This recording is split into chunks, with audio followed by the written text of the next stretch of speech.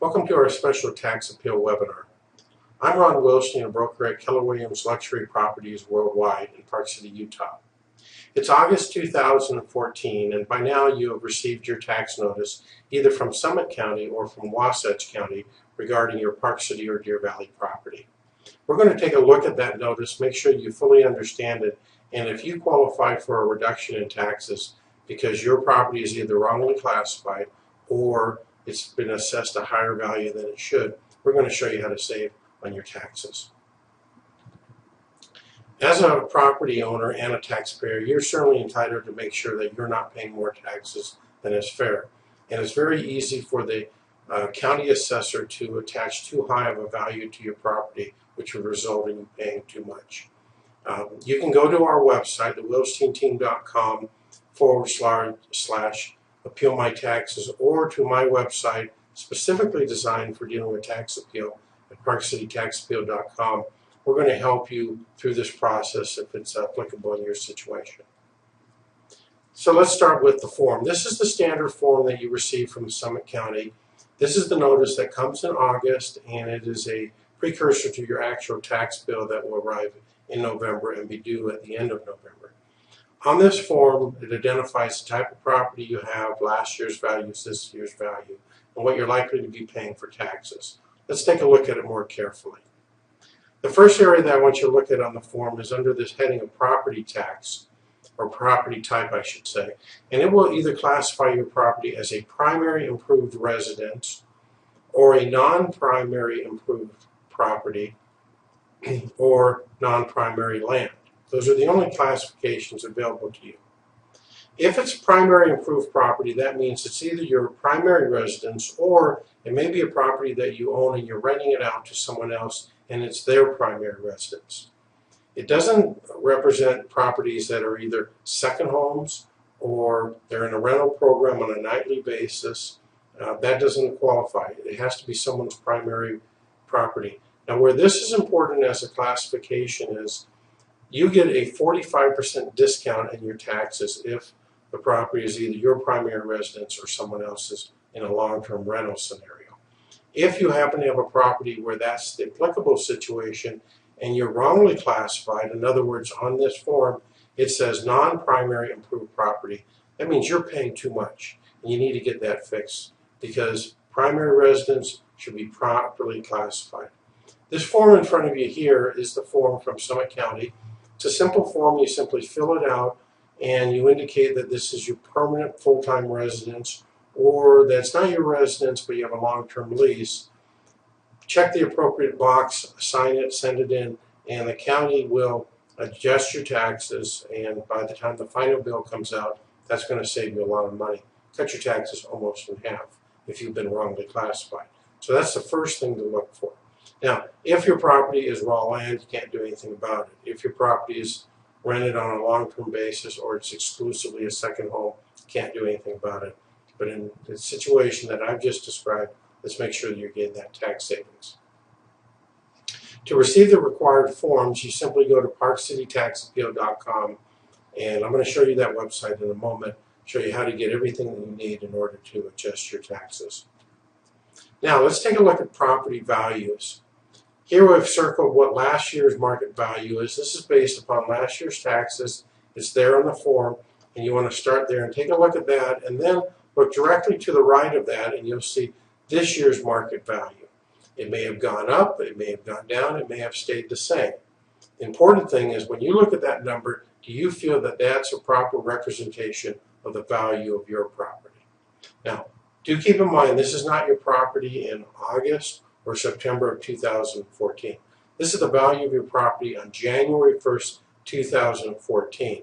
So if the market has gone up, and yet in January it was still lower, then that may be a situation where you might qualify for an appeal. Lower down on the form here you'll see the taxes from last year, what you paid then, and what they'll be this year, depending upon whether there's no change in the budget or a new budget is approved. So that gives you an idea of how much you're going to be paying if you do nothing, and if you don't qualify for a change or an upgrade or a revision to your form. That's approximately what you're going to be paying when November rolls around, when it's tax time. But I want to bring your attention back to what is the market value of your property, because this is what you want to look at very carefully. If this value is wrong, then you want to consider the opportunity to appeal your property value and get a tax break. You'll need to do this in a number of different ways. You can either get an appraiser to hire an appraiser, have them come out and do an appraisal of your property.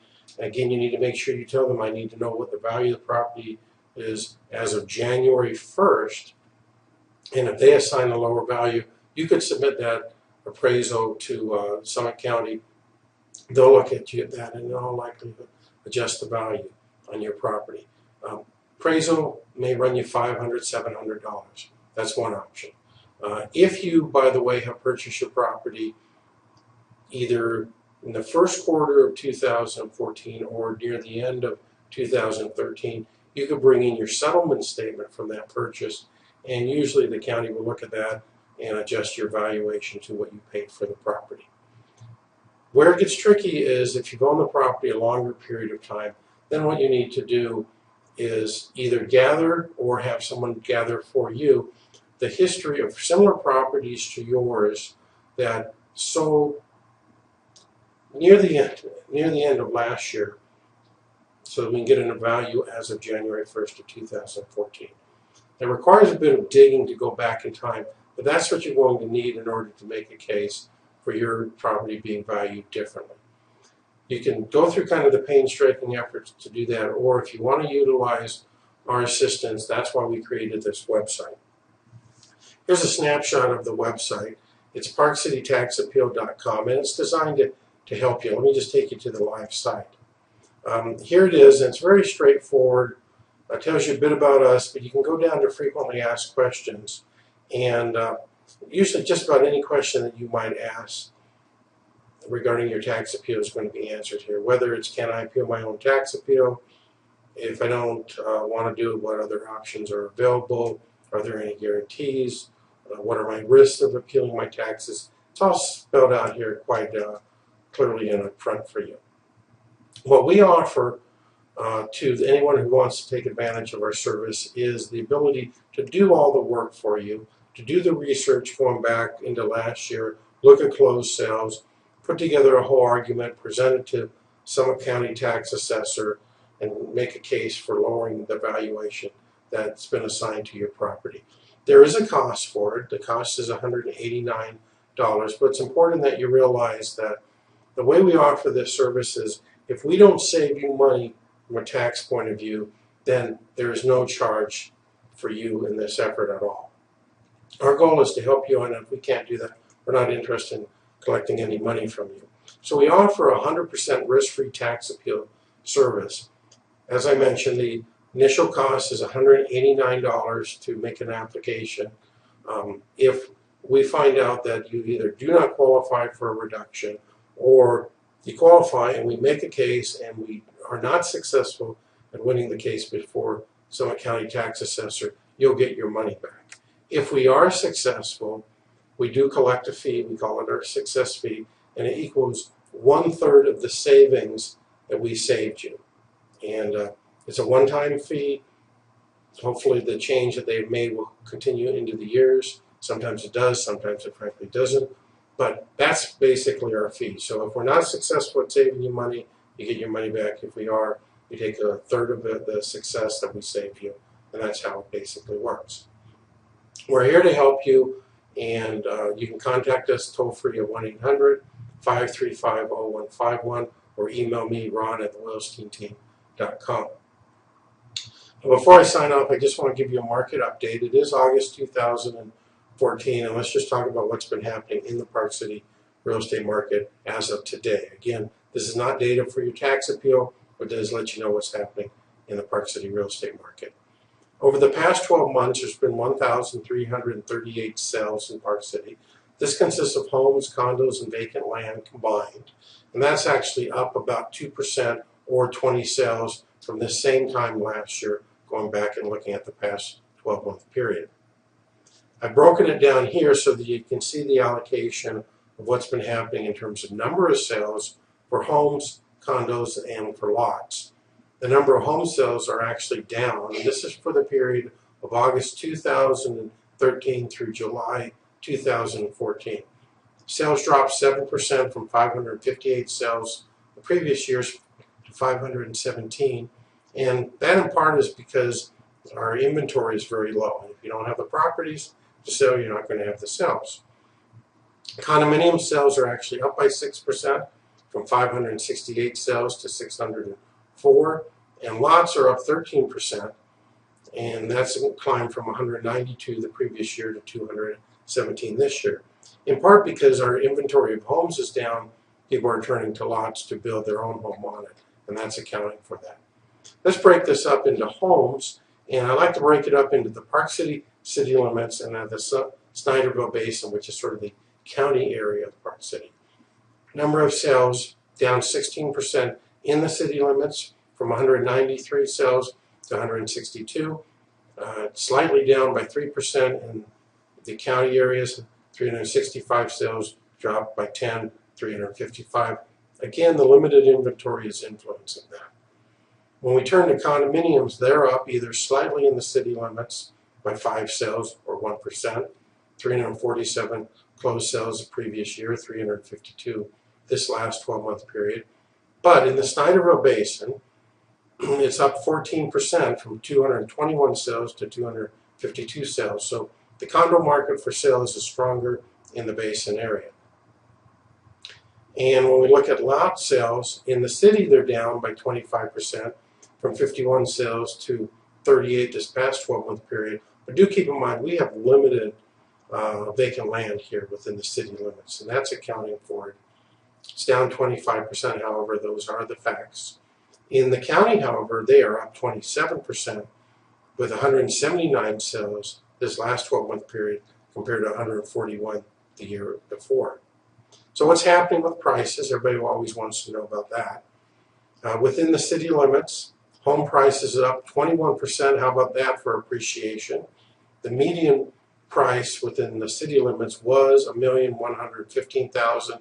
It is now $1,350,000 for homes in the city limits. Really nice. Snyderville Basin, appreciation's up about 6%. Median price rose from $677,500 to $720,000. Condominiums in the city, it actually dropped off a little bit, but in the county rose. Dropped by 5% in the city. Median price from $515,000 to $490,000.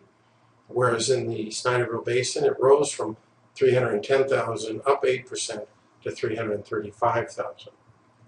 And land, you see it increasing in both inside the city and the county, again because of that shortage of land and people turning from homes to buying lots in order to build a home on it.